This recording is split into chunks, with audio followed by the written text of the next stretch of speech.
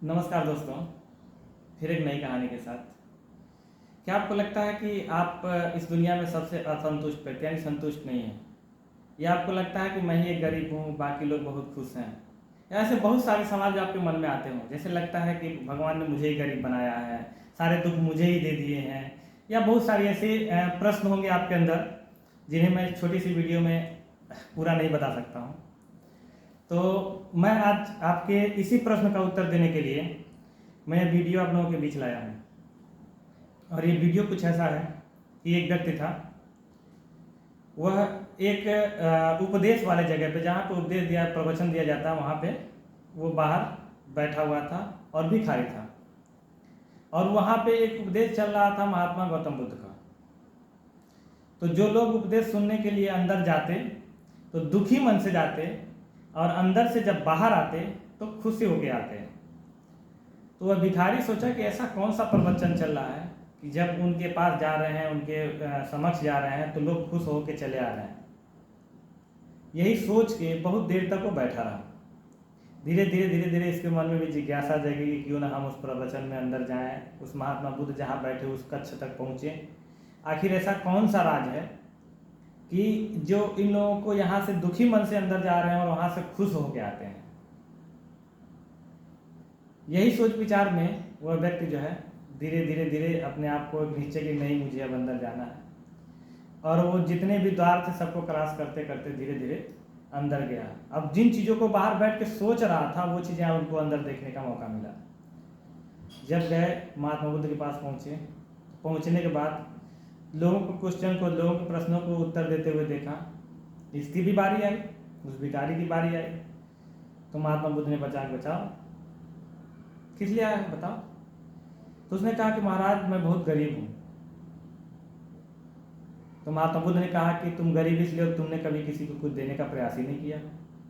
तो कहा कि महाराज मैं भिखारी किसी तरीके से तो अपना जीवन यापन करता हूँ, कैसे कैसे गुजारा करता हूँ, तो मैं अपनी मतलब किसी को क्या दे सकता हूँ। तो महात्मा बुद्ध ने कहा कि तुम्हारे पास चेहरा है?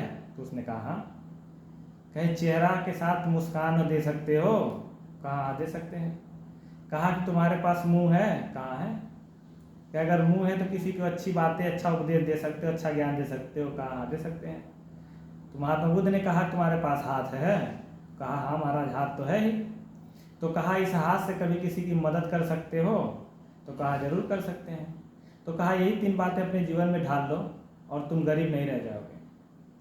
और वह व्यक्ति उस बातों को, जो दुखी मन से अंदर गया था, खुशी मन से वो भी बाहर आया और आने के बाद अपने जीवन में इन बातों को ढाला और केयर किया। धीरे वो बहुत बड़ा धनवान आदमी बन गया। दोस्तों हमारे साथ भी यही है कि हम लोग हमेशा क्या करते हैं ना, कि जब मंदिर मस्जिद या चर्च गुरुद्वारा कहीं भी जाते हैं तो हम लोग सीधे क्या करते हैं, भगवान से, भगवान हमको गाड़ी हो जाए, बंगला हो जाए, ये हो जाए, वो हो जाए, तमाम तरह की चीज़ें करते हैं। असल बात में हम लोग अपनी ज़रूरत को, अपनी अंतरात्मा को समझ ही नहीं पाते हैं, और जो मिलता है हम उसमें संतुष्ट ही नहीं रहते हैं। अगर किसी मजदूर व्यक्ति को अगर वो 5 ईंटा अगर बोझ उठा सकता है और उसको अगर 10 दे दिया जाए तो उसकी क्या स्थिति होगी।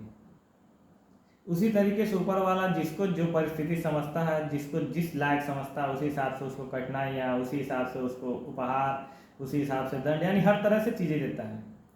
सबसे समझने वाली बात बस यही है कि हम लोग जो भी हैं, जिस तरीके से भी हैं, बहुत अच्छे हैं, और ऊपर वाले का, भगवान का, गॉड का, जिसको आप मानते हैं, उनका शुक्र अदा करें कि जो भी हो रहा है बहुत अच्छा हो रहा है। और दिमाग से निगेटिविटी हटा दें, नकारात्मक सोच हटा दें कि नहीं मैं ही गरीब हूँ, चारों तरफ से मैं ही परेशान हूँ। ऐसा नहीं है। अगर देखेंगे, बाहर निकलेंगे, अगर कभी हॉस्पिटल में जाएंगे तो पता चलेगा कि आप अकेले बीमार नहीं हैं, बहुत सारे लोग बीमार हैं। आप कचहरी में जाएंगे तो पता चलेगा आप अकेले जो है किसी मुकदमे को नहीं लड़ रहे हैं, बहुत सारे लोग लड़ रहे हैं। तो जिस तरीके से आप सोच रखेंगे, जिस तरह से, उसी हिसाब से आपका काम भी होगा। मेरे कहने का बस यही मतलब था, इस कहानी को समझाने का बस यही मकसद था कि आपके पास ऊपर वाले का दिया हुआ बहुत कुछ है। मैं कभी कभी हंसी में मजाक में लोगों से कहता हूँ कि मैं तो करोड़पति हूँ। कुछ लोग पूछते हैं कैसे, मैं कहता है किडनी है मेरे पास 2, अगर इसको बेचेंगे 5-5 लाख 10-10 लाख मिल जाएंगे। आँख है, बहुत सारे ऑर्गन्स, बहुत सारे अंग हैं। तो दोस्तों जो भी ऊपर वाले का दिया हुआ है उनका शुक्र अदा करिए, और हमेशा इस बात का ख्याल रखिए कि हमेशा जो है पॉजिटिव सोच के साथ रहिए। पॉजिटिव सोच के साथ रहेंगे तो आपके साथ अच्छा ही अच्छा होगा। और अगर हमारी बातें अच्छी लगी हो, हमारा जो ये कहानी अच्छी लगी हो, हमारा जो मोटिव उसको अगर आगे आप बढ़ाना चाहते हैं तो हमारे चैनल को लाइक करिए, शेयर करिए, सब्सक्राइब करिए। मिलते हैं नई कहानी के साथ, नए उद्देश्यों के साथ, नई सीख के साथ। इसी के साथ जय हिंद, जय भारत।